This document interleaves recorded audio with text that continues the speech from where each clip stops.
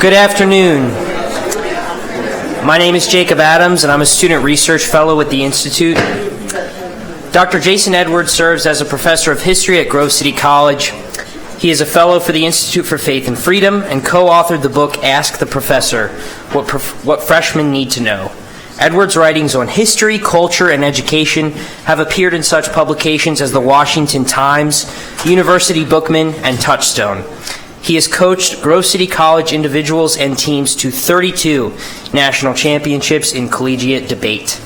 Please join me in welcoming Dr. Jason Edwards.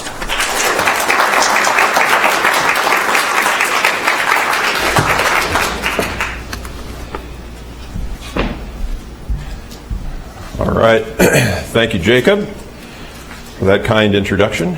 And thank you to you all for coming out. I hope we have a good time. The conference is obviously a tough topic, but nevertheless, I hope that you benefit from it and that there's some things to enjoy as well. So, my talk is on what I'm calling the unparalleled lives of G.K. Chesterton and Margaret Sanger. And I am fairly obviously playing with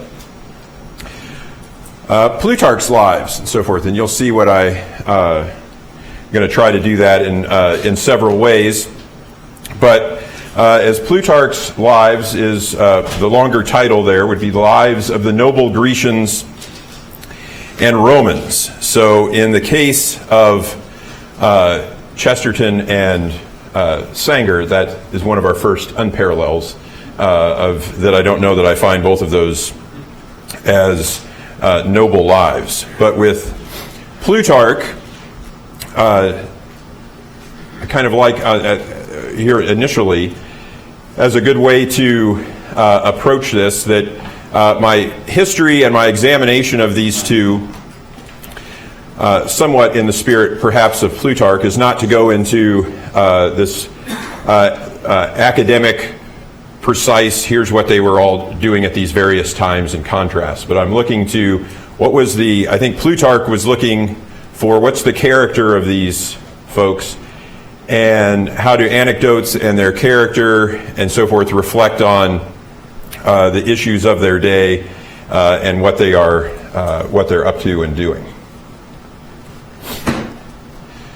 So there are two candidates. So, first off, if we're doing, parallel lives, one's a guy and one's a gal. We can say that? I can say it, that's right. There's a lot of dark things of living in society today that's going on and so forth, but one thing that is kind of fun is that I can be cutting edge educationally by saying that there's men and there's women and so forth. So, thank you very much. So they are, so they're different. So they're unparalleled here. And another thing that I think can overarch the talk is that G.K. Chesterton, at least supposedly said and is associated with saying, when asked, what's wrong with the world, his response was supposedly, well, I am. When Margaret Sanger is asked, what's wrong with the world, her response would be, you are.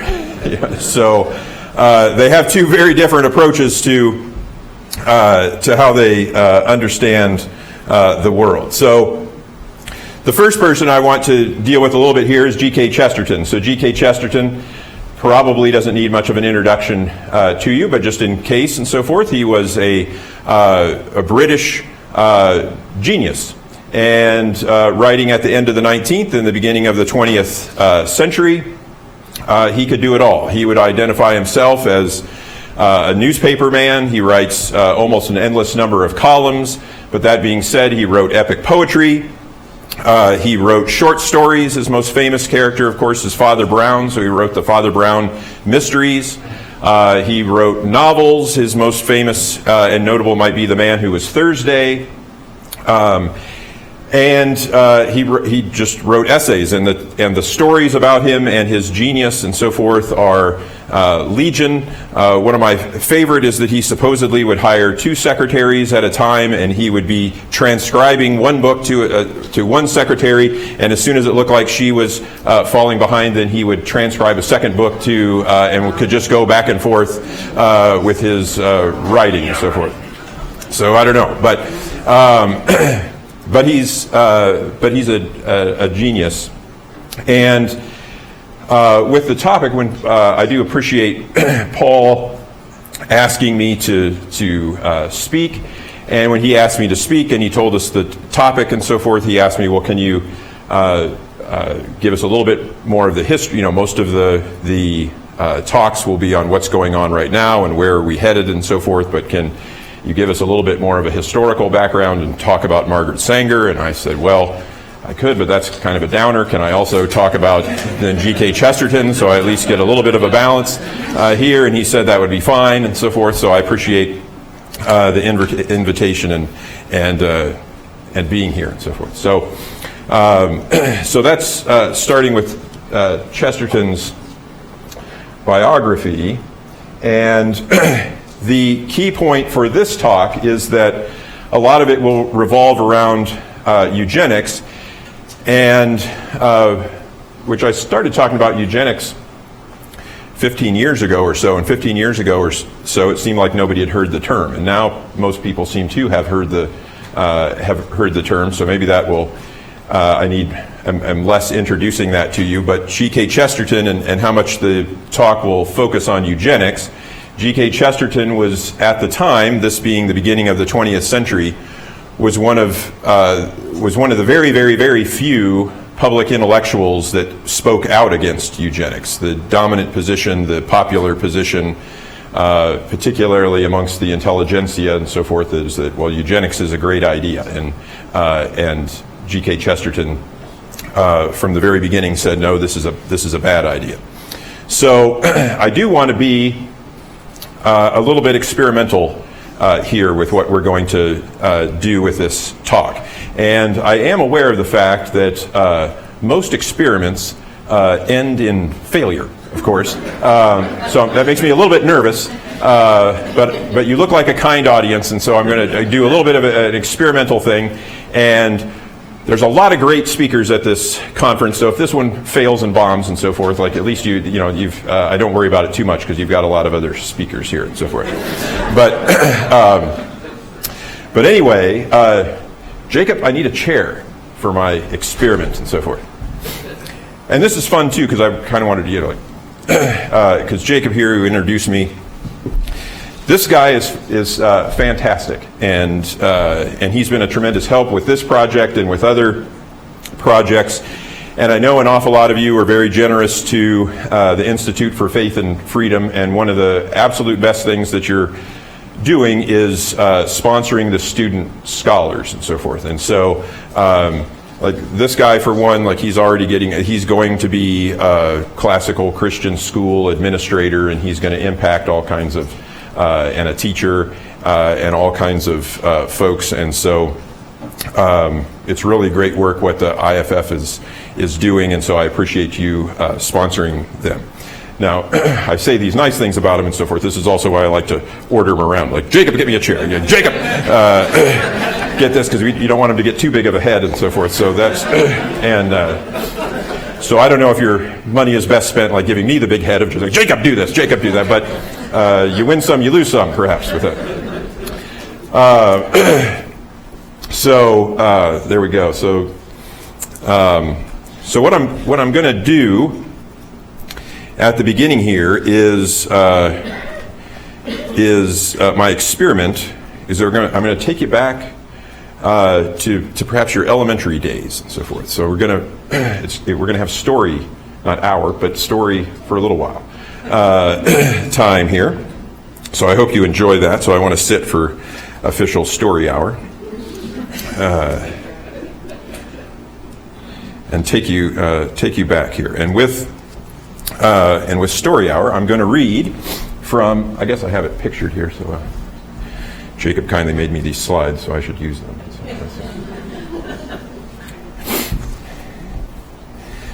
So I'm going to read from this book, The Everlasting Man by G.K. Chesterton. And probably with this audience, another popular author would be C.S. Lewis. And C.S. Lewis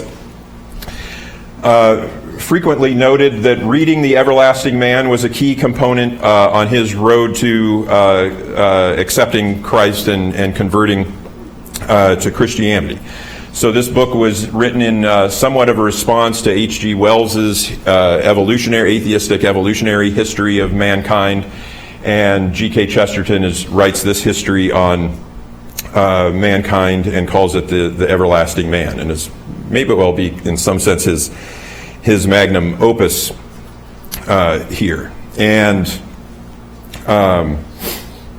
so I hope you the portion that I'm going to get to is when G.K. Chesterton is talking about the Punic Wars. So, of course, the wars between Rome and Carthage. And G.K. Chesterton is very appreciative of the Romans, and I'm appreciative of the Romans, and I hope you're appreciative of the Romans, and this might help you appreciate the Romans, but it'll be helping with the context and what we're going to talk about with this class. Now, I see some of my students are here, and they're particularly because, essentially here, I'm going to go for the dramatic reading of Chesterton, and my students are saying, well, as far as we know, he's got two voices, mono and tone.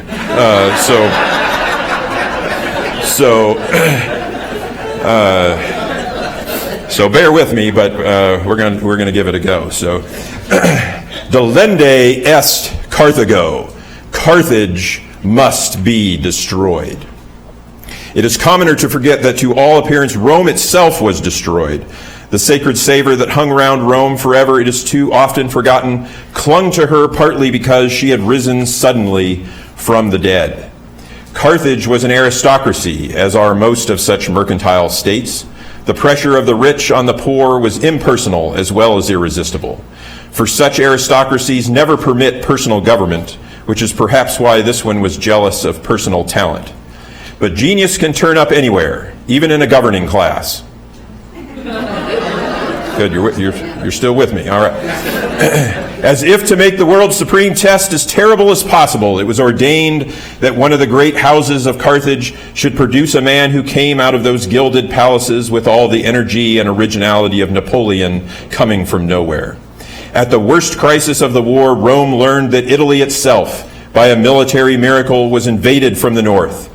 Hannibal, the grace of Baal, as his name ran in his own tongue, had dragged a ponderous chain of armaments over the starry solitudes of the Alps and pointed southward to the city which he had pledged by all his dreadful gods to destroy. Hannibal marched down the road to Rome, and the Romans who rushed to war with him felt as if they were fighting with a magician. 2 great armies sank to right and left of him into the swamps of the Trebia. More and more were sucked into the horrible whirlpool of Cannae. More and more went forth only to fall in ruin at his touch. The supreme sign of all disasters, which is treason, turned tribe after tribe against the falling cause of Rome, and still the unconquerable enemy rolled nearer and nearer to the city.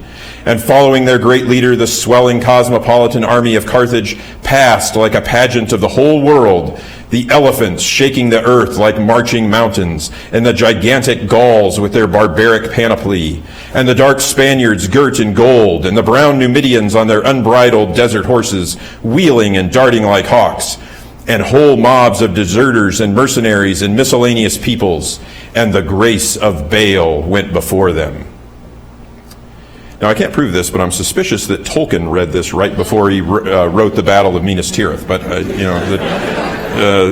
the timeline fits up, but I'm not sure. All right. So, the Roman augurs and scribes who said in that hour that it brought forth unearthly prodigies, that a child was born with the head of an elephant, or that stars fell down like hailstones, had a far more philosophical grasp of what had really happened than the modern historian who can see nothing in it but a success of strategy concluding a rivalry in commerce. Something far different was felt at the time and on the spot, as it is always felt by those who experience a foreign atmosphere entering their own like a fog or a foul savor. It was no mere military defeat, It was certainly no mere mercantile rivalry that filled the Roman imagination with such hideous omens of nature herself becoming unnatural. It was Moloch upon the mountain of the Latins, looking with his appalling face across the plain. It was Baal who trampled the vineyards with his feet of stone. It was the voice of Tanit the invisible, behind her trailing veils, whispering of the love that is more horrible than hate. The burning of the Italian cornfields, the ruin of the Italian vines, were something more than actual. They were allegorical.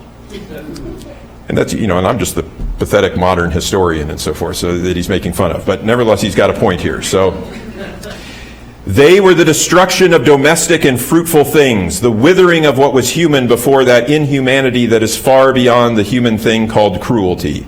The household gods bowed low in darkness under their lowly roofs, and above them went the demons upon a wind from beyond all walls, blowing the trumpet of the tramontane.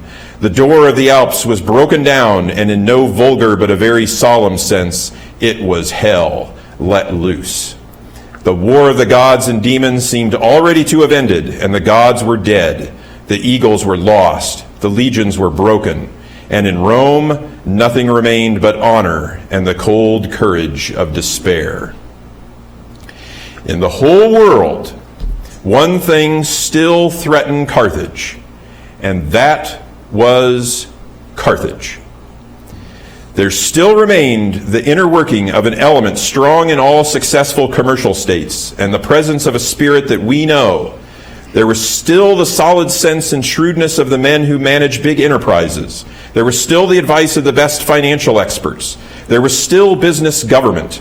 There was still the broad and sane outlook of practical men of affairs. And in these things could the Romans hope. Now, it may be hard to listen, and I don't mean to offend. Well, actually, I do. I'll offend everybody by the time I'm done. But just so you get the point, like, the hope is not that these business guys are going to make the right decision. The hope is that, well, Carthage is this business empire, and those guys will always make the wrong choice at the end, and so forth. So that's what the Romans can hope in. The Carthage has won, but they might still mess it up. As the war trailed on to what seemed its tragic end, there grew gradually a faint and strange possibility that even now they might not hope in vain. The plain businessmen of Carthage, thinking as such men do in terms of living and dying races, saw clearly that Rome was not only dying but dead.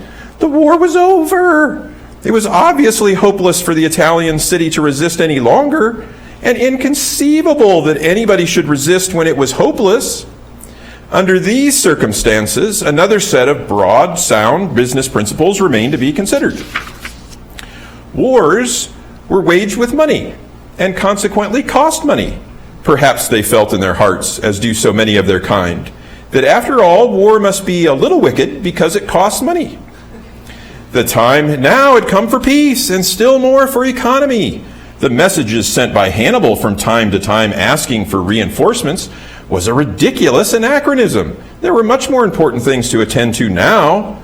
Oh, it might be true that some consul or other had made a last dash to the Metaurus, had killed Hannibal's brother, and flung his head with Latin fury into Hannibal's camp. But mad actions of that sort showed just how utterly hopeless the Latins felt about their cause. But even excitable Latins could not be so mad as to cling to a lost cause forever. So argued the best financial experts, and tossed aside more and more letters full of rather queer alarmist reports. So argued and acted the great Carthaginian Empire. That meaningless prejudice, the curse of commercial states, that stupidity is in some way practical and that genius is in some way futile, led them to starve and abandon the great artist in the school of arms, whom the gods had given them in vain. Why do men entertain this queer idea that what is sordid must always overthrow what is magnanimous? That there is some dim connection between brains and brutality, or that it does not matter if a man is dull so long as he is also mean? Why do they vaguely think of all chivalry as sentiment and all sentiment as weakness? They do it because they are, like all men, primarily inspired by religion. They do it because they are, like all men, primarily inspired by religion. For them, as for all men, the first fact is their notion of the nature of things, their idea about what world they are living in. And it is their faith that the only ultimate thing is fear, and therefore that the very heart of the world is evil. They believe that death is stronger than life, and therefore dead things must be stronger than living things, whether those dead things are gold and iron and machinery, or rocks and rivers and forces of nature. It may sound fanciful to say that men we meet at tea tables or talk to at garden parties are secretly worshippers of Baal or Moloch, but this sort of commercial mind has its own cosmic vision, and it is the vision of Carthage. It has in it the brutal blunder that was the ruin of Carthage. The Punic power fell because there is in this materialism a mad indifference to real thought. This materialism, a mad indifference to real thought. By disbelieving in the soul, it comes to disbelieving in the mind. Being too practical to be moral, it denies what every practical soldier calls the morale of an army. It fancies that money will fight when men will no longer fight. So it was with the Punic merchant princes. Their religion was a religion of despair, even when their practical fortunes were hopeful. How could they understand that the Romans could hope even when their fortunes were hopeless? Their religion was a religion of force and fear. How could they understand that men can still despise fear even when they submit to force?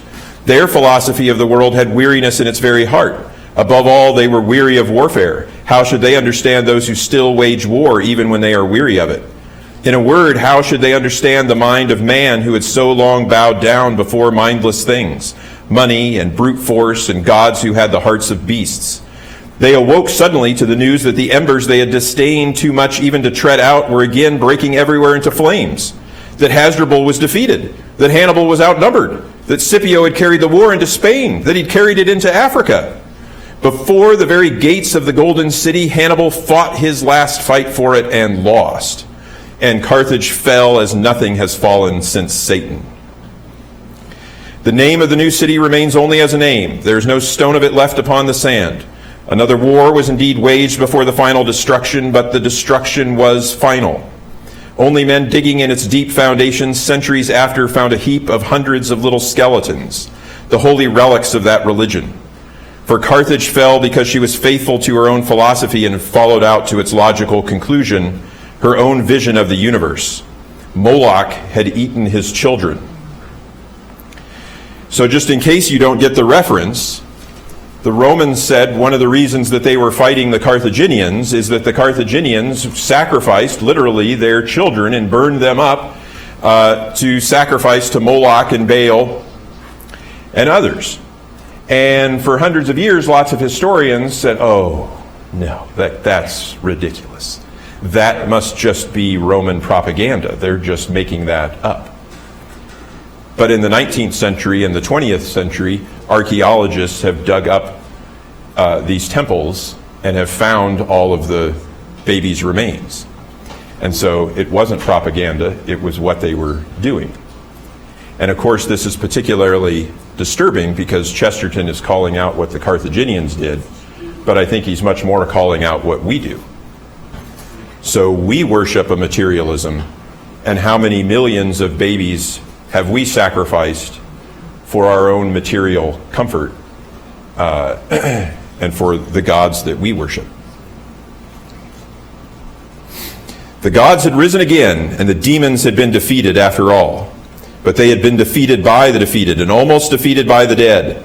Nobody understands the romance of Rome and why she rose afterwards to a representative leadership that seemed almost fated and fundamentally natural, who does not keep in mind the agony of horror and humiliation through which she had continued to testify to the sanity that is the soul of Europe. She came to stand alone in the midst of an empire because she had once stood alone in the midst of a ruin and a waste. After that, all men knew in their hearts that she had been representative of mankind, even when she was rejected of men. And there fell on her the shadow from a shining and as yet invisible light and the burden of things to be. It is not for us to guess in what manner or moment the mercy of God might in any case have rescued the world, but it is certain that the struggle which established Christendom would have been very different if there had been an empire of Carthage instead of an empire of Rome. We have to thank the patience of the Punic Wars if, in after ages, divine things descended at least upon human things and not inhuman. Europe evolved into its own vices and its own impotence, as will be suggested on another page, but the worst into which it evolved was not like what it had escaped. Can any man in his senses compare the great wooden doll whom the children expected to eat a little bit of the dinner with the great idol who would have been expected to eat the children? That is the measure of how far the world went astray compared with how far it might have gone astray. If the Romans were ruthless, it was in a true sense to an enemy, and certainly not merely a rival. They remembered not trade routes and regulations, but the faces of sneering men, and hated the hateful soul of Carthage. And we owe them something if we never needed to cut down the groves of Venus, exactly as men cut down the groves of Baal. We owe it partly to their harshness that our thoughts of our human past are not wholly harsh. If the passage from heathenry to Christianity was a bridge as well as a breach, we owe it to those who kept that heathenry human. If after all these ages we are in some sense at peace with paganism and can think more kindly of our fathers, it is well to remember the things that were and the things that might have been. For this reason alone we can take lightly the load of antiquity and need not shudder at a nymph on a fountain or a cupid on a valentine. Laughter and sadness link us with things long passed away and remembered without dishonor, and we can see not altogether without tenderness the twilight sinking around the Sabine farm, and hear the household gods rejoice when Catullus comes home to Sirmio. Delita est Carthago.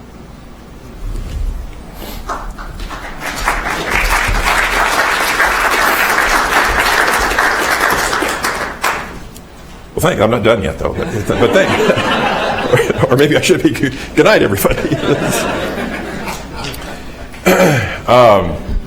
But thank you. So,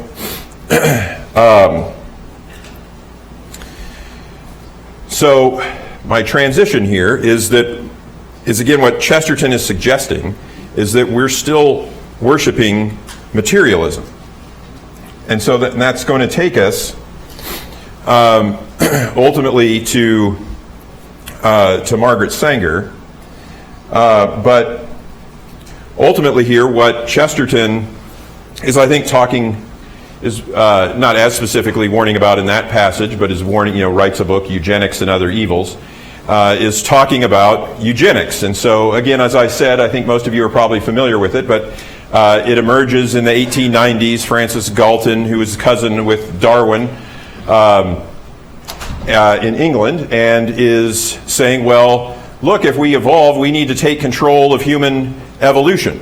And so that's what we should do. And so they start imposing all kinds of eugenic measures and so forth. And most of those, or lots of those, to be honest, have not gone away. So eugenics is a made-up word. It means good in birth.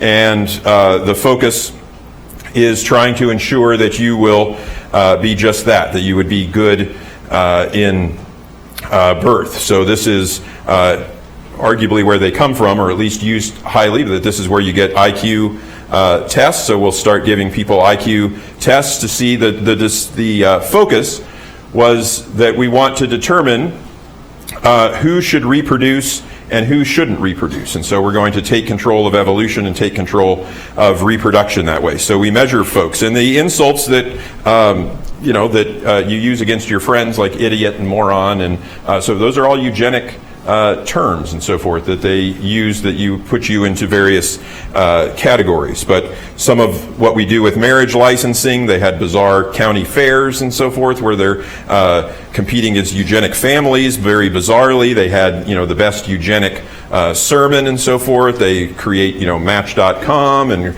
Christian. No, that's later, but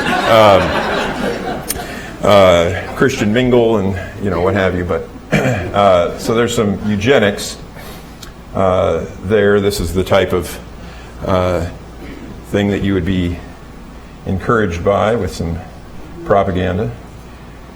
Guys, it's always been tough to get that right gal and so forth. Here it was particularly, you needed a eugenic certificate perhaps as well, not just the ring. And so again, they're targeting you. So here, quoting from one of the places here, the official targets of eugenicists proved expansive. For instance, in 1911, the American Breeders Association, now the American Genetic Association, identified 10 groups whose reproduction needed to be eliminated in order to cut off the defective germ plasm of the American population. The list included the feeble-minded, paupers, inebriates and alcoholics, criminals, epileptics, the insane, constitutionally weak, those predisposed to specific diseases, the deformed, those with defective sense organs, such as the deaf, blind, and mute.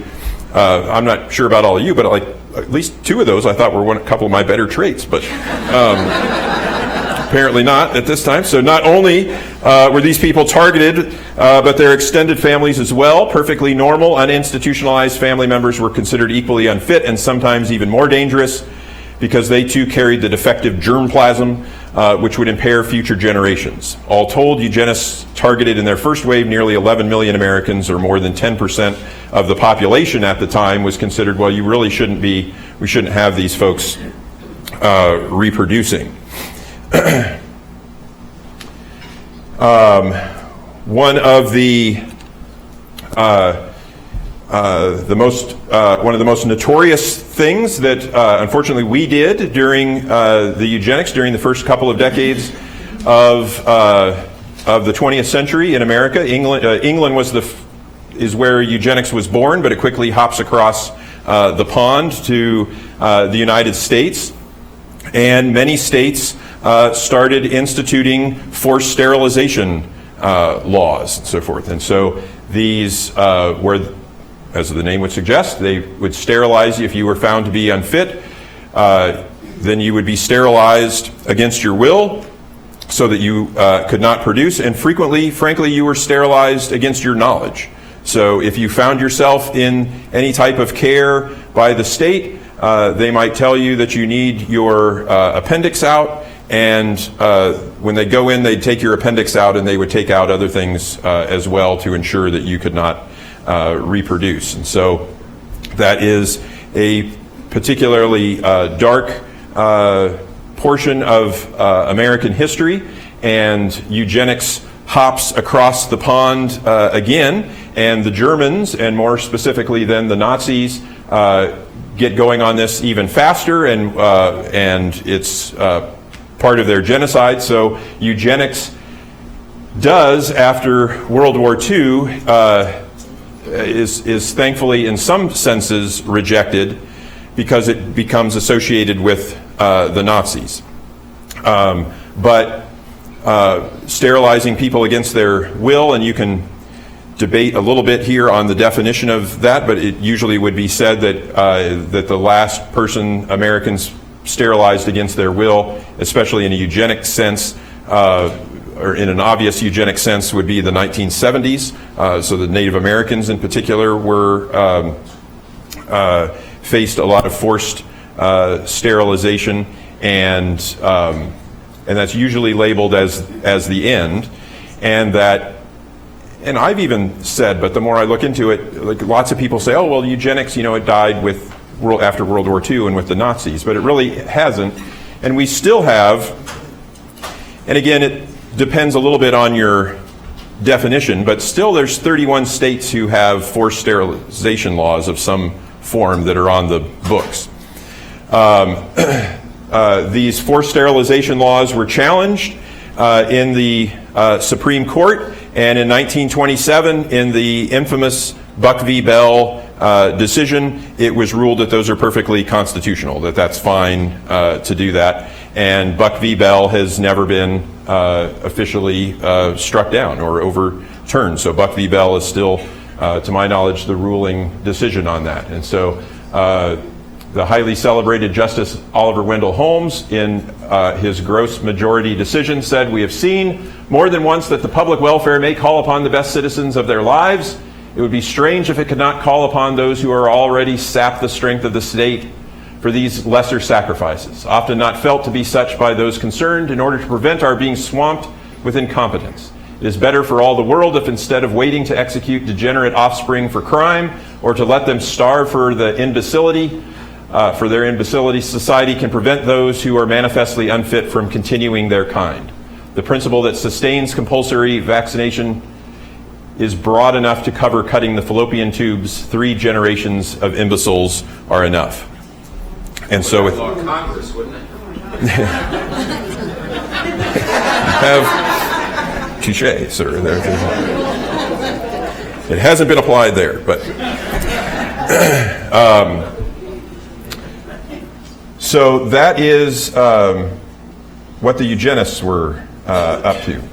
But going more strictly, or also you can understand, or how eugenics at the time was understood and frequently described, is that you also had positive eugenics, and negative eugenics. So the positive eugenics, and most eugenicists were for both, but positive eugenics is the idea that we want to encourage those who we want to reproduce to be reproducing.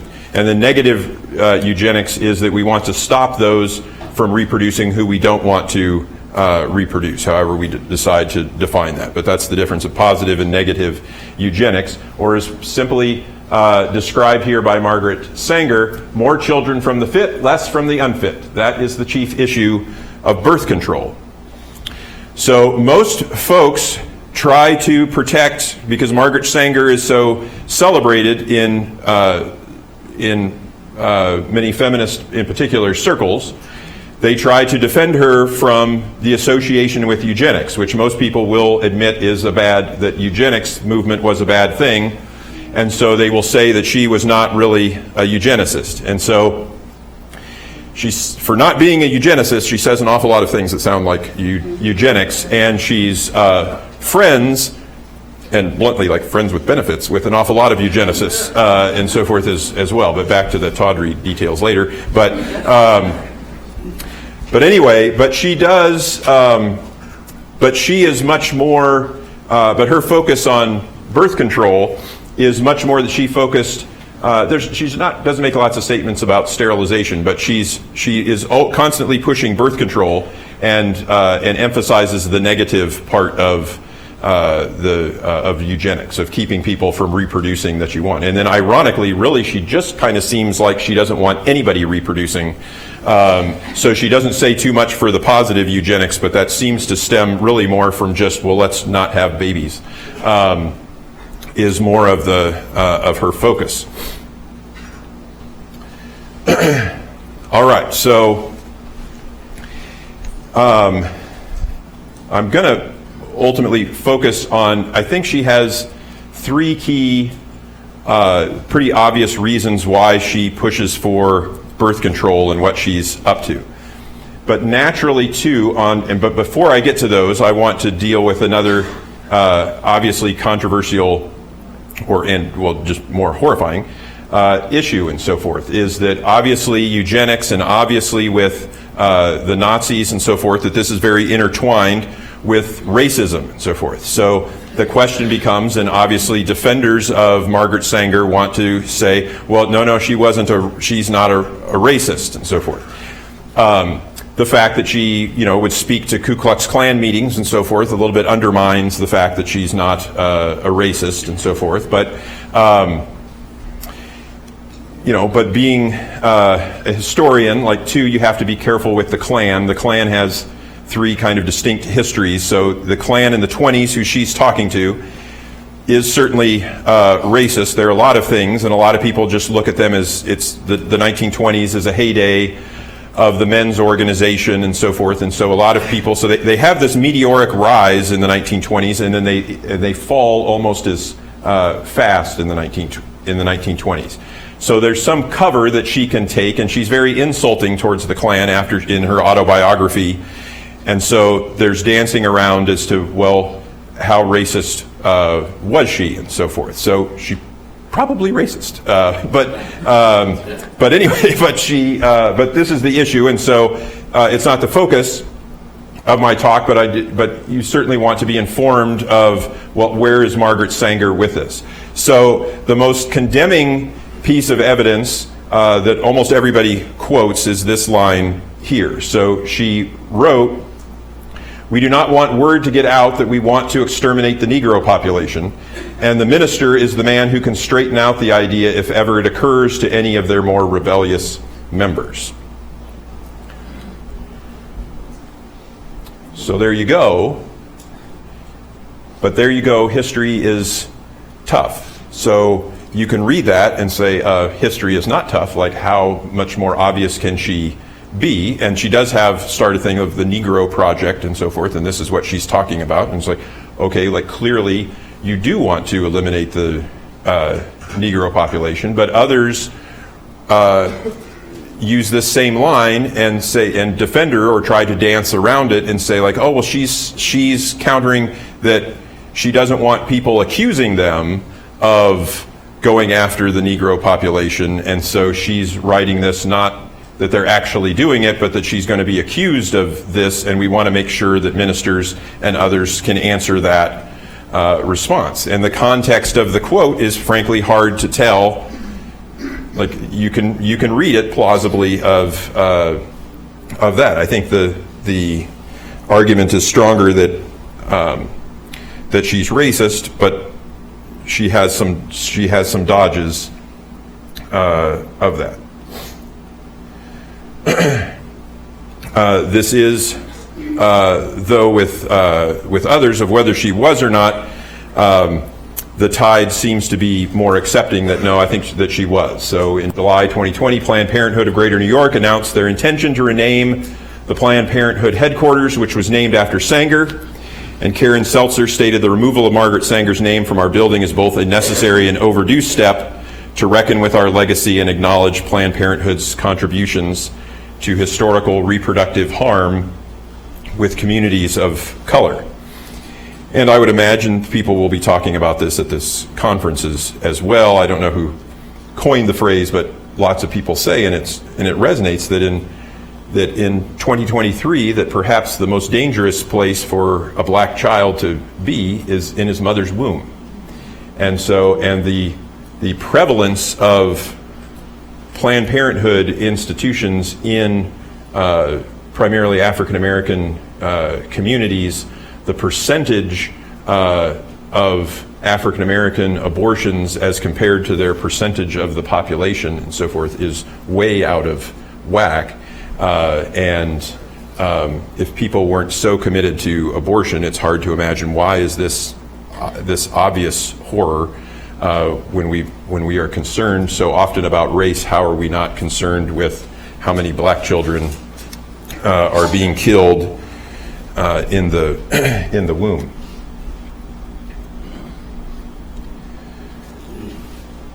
All right. Well. But however, we would actually, accurately capture her mindset, I don't think that race is her focus.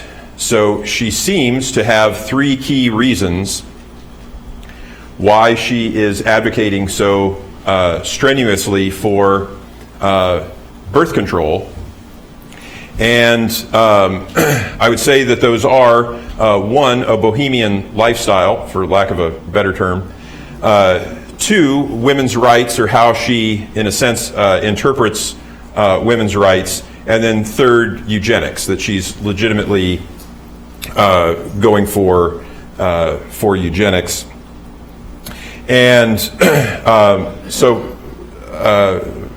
first, again, I don't enjoy being too tawdry, but if you look at her literature, like she has a bizarre,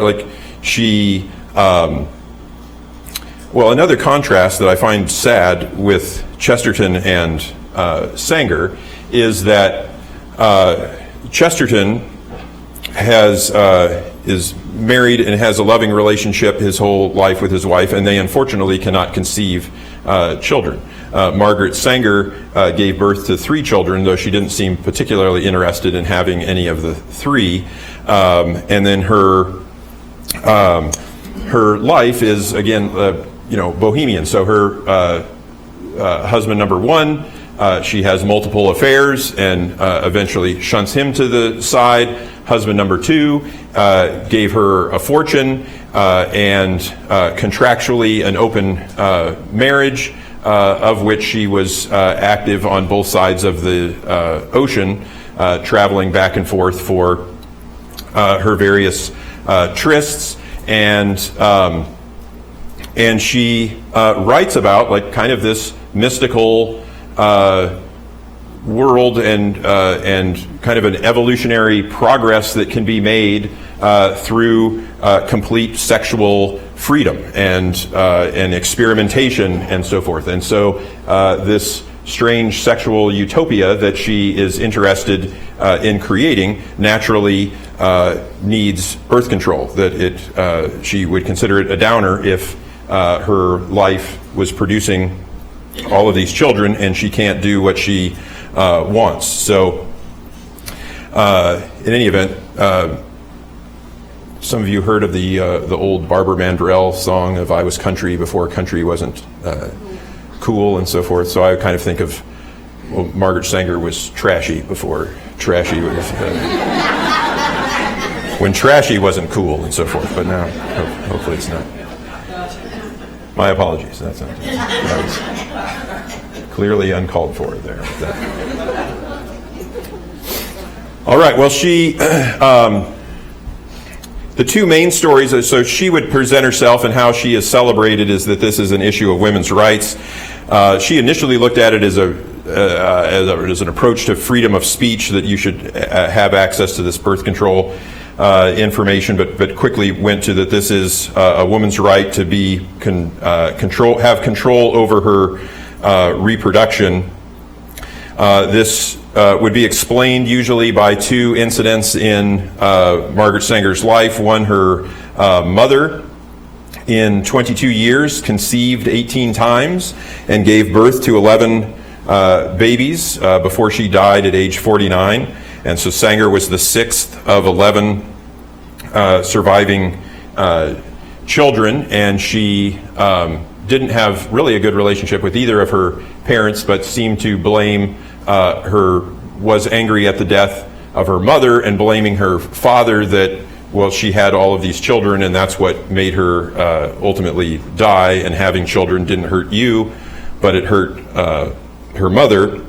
And then she also would tell a story which we think might be apocryphal, but or maybe a combining of stories, but she was a nurse. She worked for a nurse, and this woman had a self-performed abortion and almost died, and she from it, and Margaret Sanger was part of the effort to save her. And then maybe a year later and so forth, the woman did it again, and this time died from it. And so Margaret Sanger said, well, if she should have had access to birth control, and then the abortions wouldn't have been necessary. And so sometimes with abortion, Sanger wasn't an outspoken advocate for that. She was always, well, have birth control and then you don't need the abortion. But even with the story of the woman, as I'll want to loop back around ultimately to, that the concern, interestingly, which is frequently marks our way of thinking, unfortunately, is that the problem is the baby, that the pregnancy is some type of disease that needed to be cured. So whether you cure it with abortion or you cure it with birth control, she's looking at it as something that needs to be cured instead of embracing that this is a child and a blessing from God. As Angela Franks writes, for Sanger, freedom meant the liberty for her and her socialite friends to have as few children as they wished, as well as the freedom to control the reproduction of those who had different ideas and thereby needed birth control. So again, she really, though couching some of it and celebrated sometimes for liberating women, her main concern, I would say, is eugenics. So that's the third element of this. So a few quotes from that. Organized charity itself is the symptom of a malignant social disease. Those vast, complex, interrelated organizations aiming to control and diminish the spread of misery and destitution and all the menacing evils that spring out of this sinisterly fertile soil are the surest sign that our civilization is breeding, and is perpetuating constantly increasing numbers of defectives, delinquents, and dependents. My criticism, therefore, is not directed at the failure of philanthropy, but rather at its success. So don't help these people, let them die, and then we won't have them in society. In his latest book, Mr. Wells speaks of the meaninglessness, aimless lives which cram the world of ours, hordes of people who are born, who live, who die, yet who have done absolutely nothing to advance the race one iota. Their lives are hopeless repetitions. All that they have said has been said before. All that they have done has been done better before. Such human weeds clog up the path, drain up the energies and the resources of this little earth. We must clear the way for a better world. We must cultivate our garden. The most immoral practice of the day is breeding too many children. Social workers, physicians, and reformers cry out to stop the breeding of these who must exist in want until they become permanent members of the ranks of the unfit. Birth control itself is nothing more or less than the facilitation of the process of weeding out the unfit, of preventing the birth of defectives or of those who will become defectives.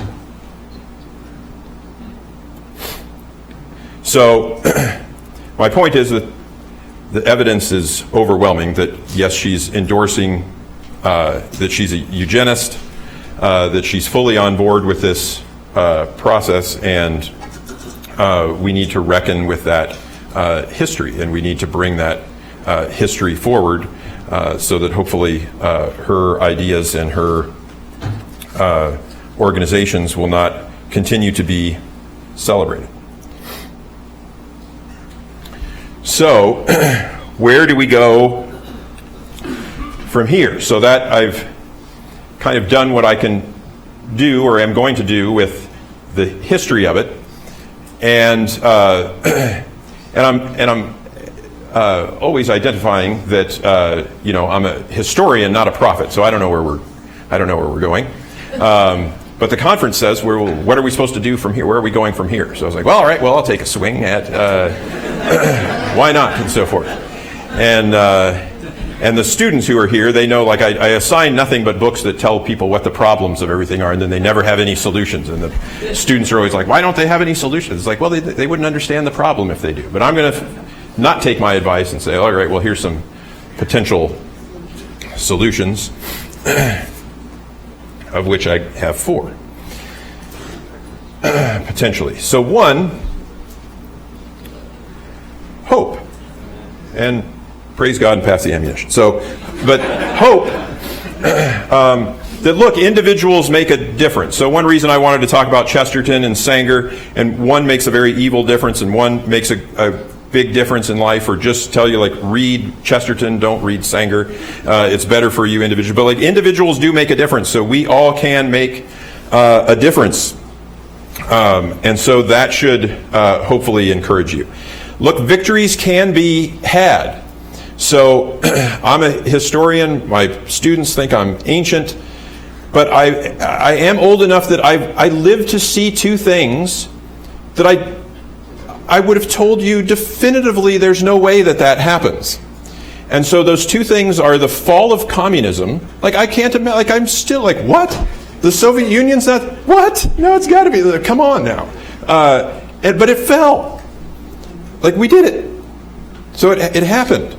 And the second thing that I would have told you is, like, I don't know how many times I've said in class, like, well, I know I'll never live to see the overturning of Roe v. Wade, but, I look forward to the day when, people in the future look back and say, how did they think that was okay? Well, it happened. Like, we did overturn Roe v. Wade.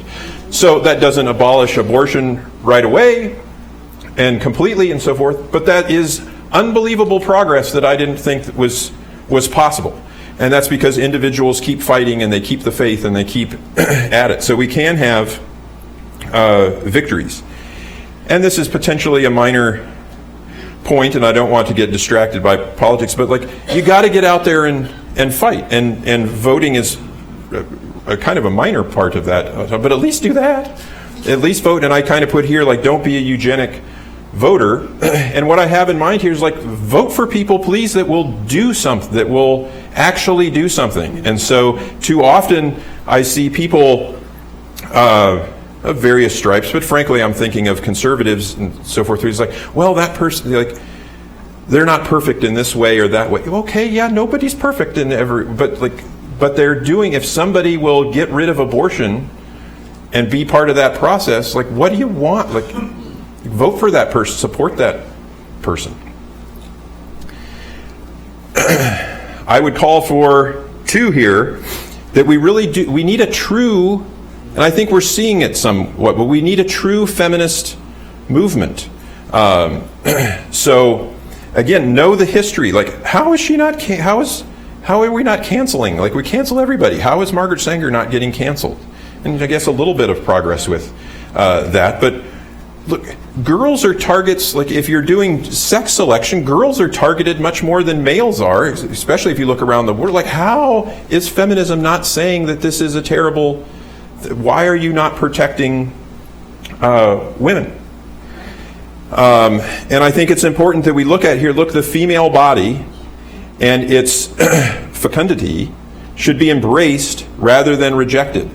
And even conservatives sometimes miss this point. Like, again, the child is not a disease. The fact that women can get pregnant is not a problem that they have. Like, this is God's design. This is a great blessing that they have. So we should be celebrating this. And feminism frequently is on the other side of this and looking at, from Sanger to today, of that, well, the problem here is that women can get pregnant. So if we could just stop women from getting pregnant, then we would fix all of it. That's not the problem. And then you look around today, and the feminine is being mocked and rejected. So stand up for women. Like, how are we hurtling down the road of that we're just going to reject women's sports? We're just going to destroy it. Like, that is inconceivable that we're embracing that. And women and a feminist movement and people that are fighting for women should say, no, like, women deserve to have their own sports, and only women can participate in it. I don't understand, how do we know that minstrel shows and blackface is the height of offensiveness, but girlface, a la drag shows, is perfectly acceptable and something to applaud? So we understand that blackface is wrong and that you shouldn't do that. So lean into that and explain to people girlface is wrong too, and for frankly the same reasons.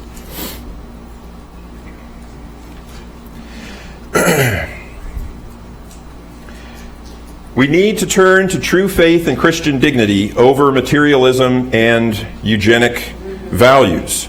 So this is why I took the time to show you like what the difference of faith and what G.K. Chesterton is talking about. And the danger of eugenics, and they're already calling it new eugenics, and eugenics is coming back. And eugenics is not immediately probably going to come back in the old fashion of the government imposing it on us, but it's going to come back through the free market.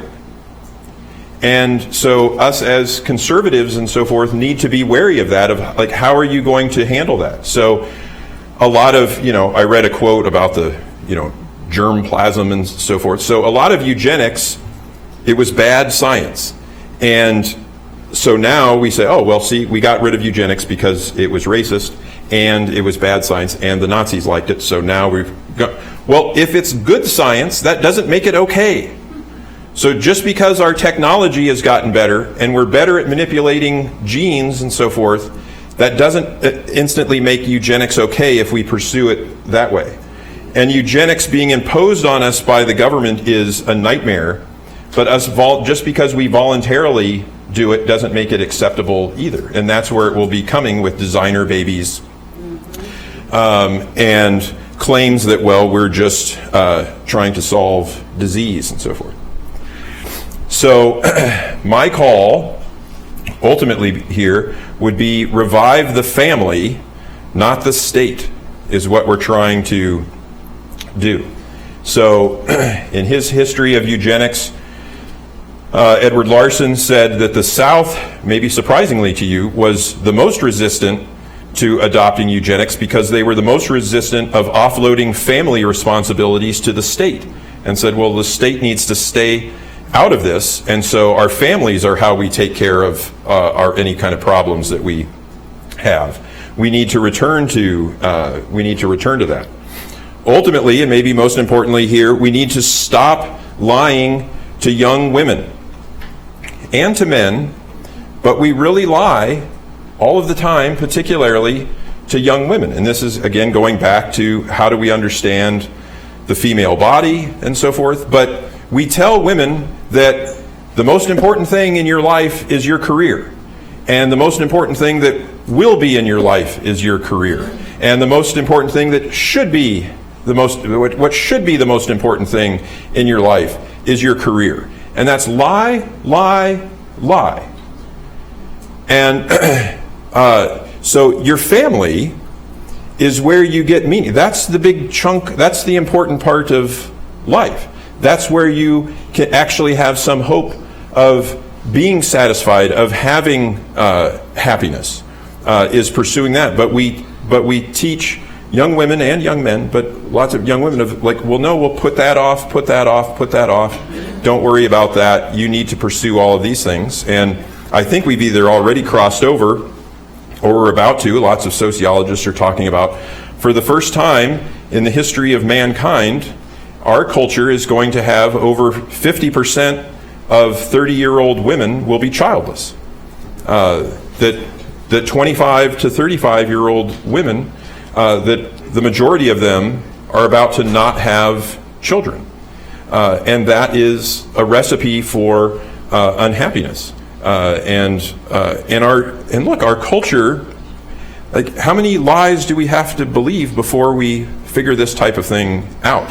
So we're the wealthiest, the most powerful, our lives are the easiest that lives have ever been in the history of mankind, and we seem to be the most miserable society because we're the most medicated society, both legally and illegally, and almost all of that medication revolves around forgetting how miserable I am.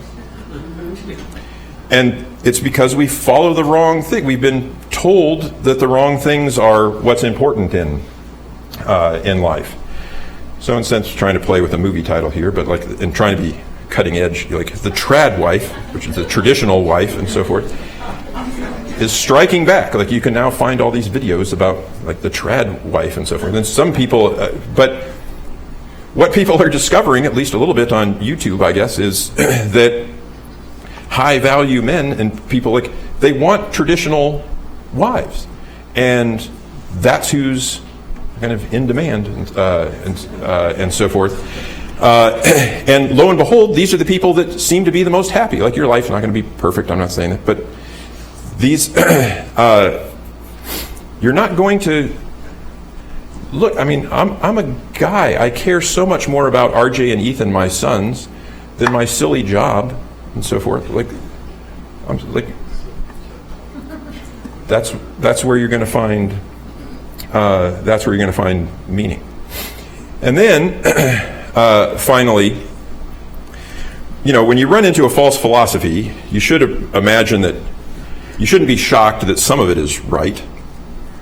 That may be, part of, like, God's the only being that can create stuff out of nothing, so Satan's kind of stuck with things that God created for good, and he's twisting them into things that are bad. So a bad philosophy probably has some truth to it. Well, the one truth that probably is part of eugenics is that, look, demographics makes a big difference. And I don't want to sound like a eugenist saying, well, we want the right group reproducing and the wrong group, but a little bit in the sense that, look, our culture has become a culture of death. And we want to support a culture of life. And what I'm saying to young women or saying to young men is embrace a culture of life. And this drives secular and eugenic people and so forth nuts, because it's like, well, these are the unfit people we didn't want reproducing and so forth. But who reproduces? Religious folks reproduce. And eugenists and, well, I mean, for crying out loud, like the LGBT, like, they can't. Like, I don't want to I'd rather not go into the biology of it and so forth, but they're not able to reproduce. So they're going to naturally die out. And you just need a generation or two that embraces, like, look, what does Scripture say that children are? They're a blessing from God. Like, why are we saying no to these? Oh, I don't want to bless it. Like, when's the last time at Christmas and so forth that somebody came and, so I'd like to give you a gift. Oh, no, please, and so forth. I've had way too many gifts. I don't want another. Like, no. Like, oh, okay, fine. I'll take another, and so forth. So, like, we usually sign up that, hey, this is a blessing from God. I want, well, please, like, give me more blessings. Why are we saying no to these blessings? So that's what these other folks are doing, and they'll naturally die out. But I warn, let's not snatch defeat from the jaws of victory, because what are they doing? They can't have children of their own. So they're coming after yours. They're coming after yours. And that's what you see in these gross headlines about what's going on in our schools today, is that they don't have their own kids, but they've got it, so they've got to take yours. And you've got to protect your own kids from that effort. And so that's what we need to do. And one more thing, as an additional fifth, delende est Carthago. Thank you.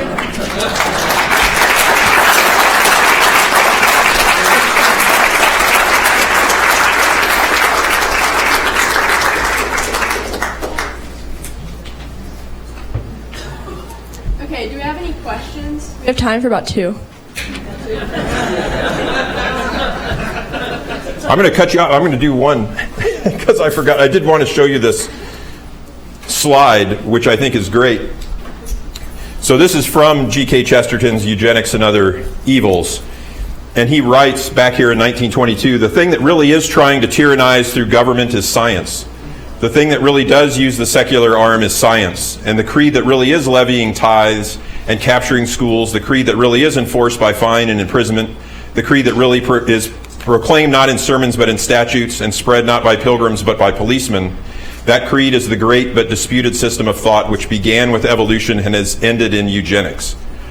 Materialism is really our established church. For the government will really help it to persecute its heretics. Vaccination in its 100 years of experiment has been disputed almost as much as baptism in its approximate 2000, but it seems quite natural to our politicians to enforce vaccination, and it would seem to them madness to enforce baptism. Now, of course, after World War II, that danger and so forth of having a scientifically ruled society and so forth, well, that disappeared. Oh, wait a minute, 2020 came. Sorry, and so forth. So you've seen it. Sorry, I keep going. One question. Yes, sir. No, I don't. Oh, now we're down to one question. Way in the back.